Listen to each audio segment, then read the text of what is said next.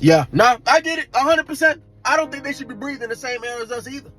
But when stuff like this happens and laws get passed, I feel like we focus so much on the perpetrators that we forget about the victims. In the 1900s, the mafia was running rampant up north. I'm talking Detroit, Chicago, New York. They was running things with crimes consisting of racketeering and bootlegging. The government was tired of them. The government said, we tired of this. If you anything mafia-esque, you part of the mafia, you commit any of these crimes, we putting y'all boys down for good. Electric chair. The mafia said, okay, no more witnesses. Because back then, to get a conviction, it was heavily reliant on a lot of witness testimony. So the mafia said, no more witnesses, no more faces, no more cases, no more witnesses, no more traces. All right? If we see y'all see us do something, we putting you down too. Because we don't want to risk you seeing us do something and reporting us and getting us the electric chair. We don't want that, so we going to put down everybody. Get what I'm saying? Now, if the penalty for this is death, what's stopping the perpetrator from perpetrating on the victim and then putting the victim down for good when they done? I'm so serious. I feel like there's going to be a rise of victim deaths and a lot less reporting. Because listen to what I'm going to say to you. 90% of this stuff, 90% of this stuff is done by family members or trusted adults.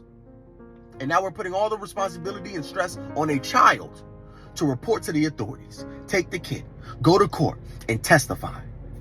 All this stuff takes forever to do, by the way. It's cheaper and shorter to put somebody in jail for life than it is to put somebody on death row. And I'm not really understanding why in this case, but that's what it is. And then with all that being said, we have no idea what the mental toll is going to be on that kid, knowing that somebody had to be put down permanently because of something that happened to them. You understand? Now, with all that being said, I understand that people are always looking for a solution to things, and people like to talk about problems with no solution. I don't have a solution. But I feel like we need to lead in the path to a solution, and I think we need to be a little bit harder on the pre-acts.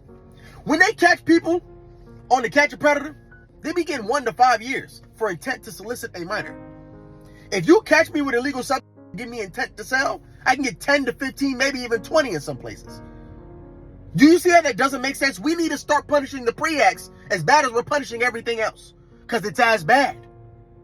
If you gave somebody 20 years for the intent to solicit a minor with all that digital, physical evidence, I'm pretty sure it'd be harder for them to do it again. We spend so much time focusing on the tree that we let grow all the way to the sky instead of when we should have got it at the roots. I get it. 100% I agree.